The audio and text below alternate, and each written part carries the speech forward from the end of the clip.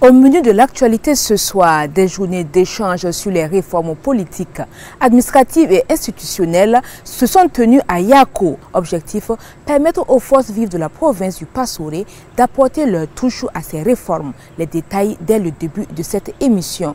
En interview express, nous recevrons le coordonnateur du réseau des parlementaires pour la sécurité nutritionnelle, l'honorable Boubacar Balboni. Et il sera question du dit réseau. Le vocable parlementaire, quant à lui, fait d'un des rôles régaliens du député, à savoir le contrôle de l'action gouvernementale. Vous êtes à la tribune du Parlement, madame, monsieur, bonsoir et merci de nous suivre.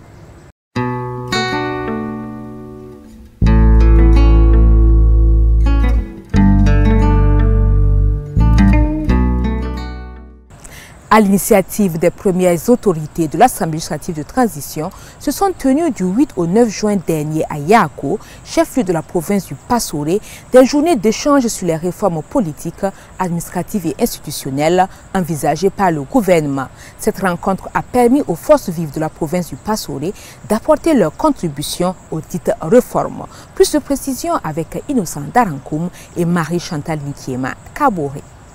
Les forces vives du Passoré, à l'image de celles des autres provinces du Burkina, se sont réunies pour échanger. 2 jours durant, elles ont apporté leur contribution à la réflexion sur les réformes politiques, administratives et institutionnelles envisagées par le gouvernement. Pour les participants, l'importance de ces journées de concertation provinciale n'est plus à démontrer.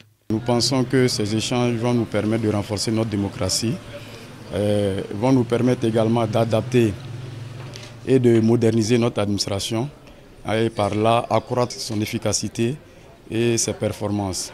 À la clé, nous pensons que ces réformes-là que nous attendons vont permettre aussi d'induire la stabilité politique tant recherchée et la stabilité sociale. Ils ont en outre amendé les propositions des membres de l'exécutif. On a échangé beaucoup sur la loi portant la liberté de la création des associations où beaucoup de gens ont porté en tout cas des suggestions, des amendements à comment on peut essayer de catégoriser ces différentes structures pour qu'on puisse ressortir des associations de développement, des associations d'interpellation et des mouvements. Le haut-commissaire salue la démarche consultative des premiers responsables de l'Assemblée législative de transition et revient sur les propositions formulées par les forces vives.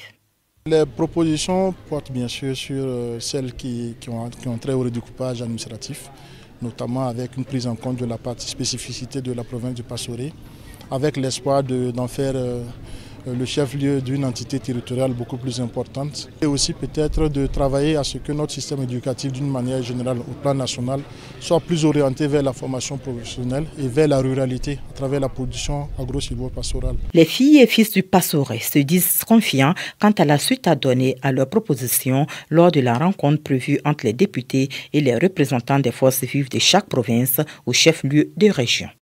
Le président de l'ALT a reçu le jeudi 8 juin dernier en audience le directeur de l'Agence pour la promotion de l'entrepreneuriat communautaire APEC, M. Karim Traoré. La délégation de l'Agence pour la promotion de l'entrepreneuriat communautaire dit être venue présenter le programme de l'entrepreneuriat communautaire dans ses grandes lignes, demander des conseils et recueillir des orientations pour la réussite du programme. Innocent Darankoum et Alizeta Nakanabo Kwanda pour le compte-rendu. Le directeur de l'Agence pour la promotion de l'entrepreneuriat communautaire en visite chez le président de l'Assemblée législative de transition. Objectif, présenter le programme de l'entrepreneuriat communautaire au Dr Ousmane Bougma et solliciter son appui et des conseils. Nous sommes passés voir aujourd'hui donc, la représentation nationale à travers son président pour lui présenter le programme dans ses grandes lignes de l'entrepreneuriat communautaire. C'est un projet qui est en gestation et le lancement se fera très bientôt. Et donc, il était de bon temps que nous puissions passer et lui présenter les grandes lignes du programme, demander ses conseils et recueillir ses orientations pour une réussite de ce programme ambitieux. Il nous a donné des conseils particulièrement importants pour que nous puissions bâtir un modèle très robuste qui permette à l'ensemble des Burkinabés d'être acteurs dans les grands projets de la nation. L'Agence pour la promotion de l'entrepreneuriat communautaire salue déjà l'intérêt que le chef du Parlement porte au programme. Elle invite par ailleurs tous les Burkinabés à adhérer en souscrivant au projet qui va concerner les filières telles que l'agriculture, l'élevage, le textile et la transformation des matières premières. Les meilleurs élèves du lycée de l'Alliance chrétienne de Ouagadougou et les étudiants de la filière droit de l'université Thomas Sankara dans les locaux de l'Assemblée législative de transition le 17 mai dernier. Ils sont venus comprendre l'organisation et le fonctionnement de l'institution parlementaire. À l'hémicycle ce jour, c'est le chef du Parlement, lui-même enseignant du droit, qui a reçu les étudiants pour un cours sur le travail parlementaire. Anatole Nakoulma et sa presse Hippolyte Milogo. Une loi, c'est une co-construction. Une co-construction entre le Parlement et l'exécutif, mais aussi et surtout avec la population. Nous sommes bien à l'hémicycle où le chef du Parlement, Ousmane Bouma, ne préside pas cette fois-ci une plénière. Il est plutôt en contact direct avec les étudiants. Venu pour comprendre le fonctionnement de l'ALT, l'Assemblée législative de transition, ses futurs juristes reçoivent aussi des conseils pratiques. Tout juriste s'intéresse à deux choses, au texte de loi et à la jurisprudence. Les textes de loi sont produits au niveau de l'Assemblée et s'intéresser à l'activité parlementaire, c'est véritablement aller à la source de la loi pour comprendre comment la loi est sécrétée, comprendre l'esprit dans lequel la loi est produite. Ce moment de retrouvailles entre enseignants et étudiants est salué par les apprenants satisfaits des connaissances acquises. C'est notre professeur également, on a l'habitude de le voir en cours, mais de le voir aujourd'hui dans la peau du président de l'ALT ici, vraiment bon, ça fait quelque chose, ça fait vraiment plaisir. Par rapport à cette visite, en tout cas, on a appris beaucoup de choses par rapport à l'organisation de l'ALT, son fonctionnement. On dit nul n'est censé ignorer la loi, mais je pense que si les citoyens lambda passent souvent ici, ils vont mieux s'appréhender des nouvelles lois ainsi que des anciennes lois qui seront souvent peut-être citées lors des débats. Ce même jour, les meilleurs élèves des différentes classes de l'AC, le lycée de l'Alliance chrétienne de Ouagadougou, sont en immersion à l'ALT pour découvrir et comprendre le fonctionnement de l'institution en charge du vote des lois.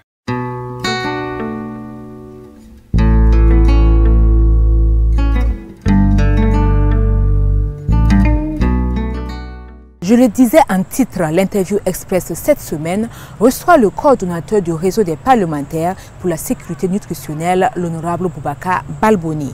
Au micro de Salimata Gaïla Baro, il nous parle de la mise en place de ce réseau, les objectifs recherchés, ainsi que les actions qui seront menées dans les brefs délais dans le cadre des activités du dit réseau. Honorable Balboni, bonjour. Et bonjour. Vous êtes le coordonnateur du réseau des parlementaires pour la sécurité nutritionnelle REPASEN, dont la mise en place a été faite le 2 juin dernier. Dites-nous dans quel cadre le réseau a été créé. Il faut noter qu'au Burkina Faso, la malnutrition constitue un problème de santé publique. Et elle est associée à environ 35% des cas de décès des enfants de moins de 5 ans. Et lorsque nous prenons les résultats de l'enquête nutritionnelle nationale 2021, et la prévalence de la malnutrition aiguë globale est de 9,7%, de l'état de croissance 21,6%, et nous en tant que parlementaires, nous ne pouvons pas laisser indifférents et voir autant d'enfants victimes de malnutrition mourir de jour en jour. C'est pour cela que nous avons réfléchi et mis en place ce réseau des parlementaires pour la sécurité nutritionnelle qui existait auparavant. C'est pour dire que nous avons relancé ce réseau. Voilà, pour permettre vraiment de lutter efficacement contre la malnutrition et de sauver des vies. Lutter efficacement contre la malnutrition, vous l'avez dit, une des missions de ce réseau. Quelles en sont les autres? On peut citer entre autres la promotion de l'approche multisectorielle en nutrition. Aussi, c'est de protéger et de promouvoir les droits de tous les Burkinabés et en particulier les enfants, le droit à l'alimentation. Au niveau des plans communaux de développement, des plans régionaux, du budget de l'État, il faut qu'on travaille à légiférer, c'est qu'on prenne en compte le volume de nutrition dans tous ces plans-là. C'est de promouvoir également l'investissement en micronutriments des aliments de grande consommation. Au niveau national, la diversification alimentaire est faible. Lorsque cette alimentation est moins diversifiée, ça donne un impact négatif sur vraiment la teneur en micronutriments, notamment en vitamines et sels minéraux. Est-ce que tous les députés peuvent être membres du REPASEN? Tous les députés peuvent être membres du REPASEN. Également, nous avons des membres associés qui peuvent être des personnes morales ou physiques.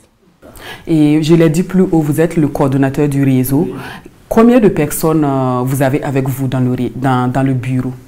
Il faut noter que le bureau est constitué de 5 membres, notamment un coordinateur, une trésorière, un secrétaire général, un secrétaire chargé à l'organisation et un secrétaire chargé à la communication. Honorable, qu'est-ce qui est prévu à court terme? Ce qui est prévu à court terme, c'est l'élaboration d'un programme d'activité annuel de l'EPACEL. Après ce programme, nous allons informer, c'est déjà en cours, informer le public de l'existence du réseau. Aussi, comme vous le savez, il faut un budget, il faut des partenaires pour travailler, donc nous allons chercher les partenaires. Et ce qui est pressé actuellement, c'est vraiment renforcer la capacité des députés sur vraiment la nutrition. Et ça va les amener vraiment à s'engager encore plus dans la lutte contre la malnutrition. Merci honorable pour votre disponibilité. Je vous remercie.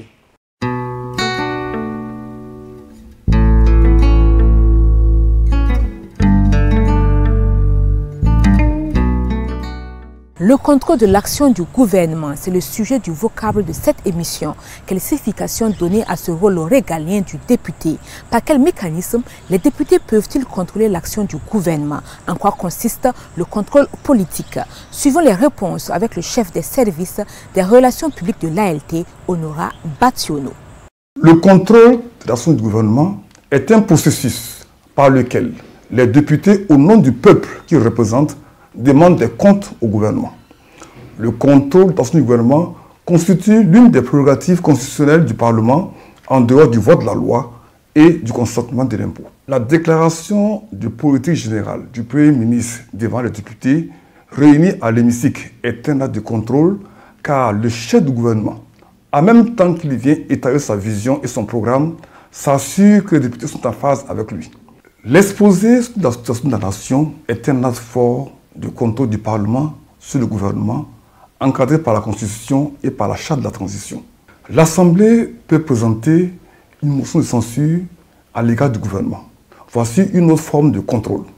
Cette forme de contrôle est voulue par la Constitution en son article 114.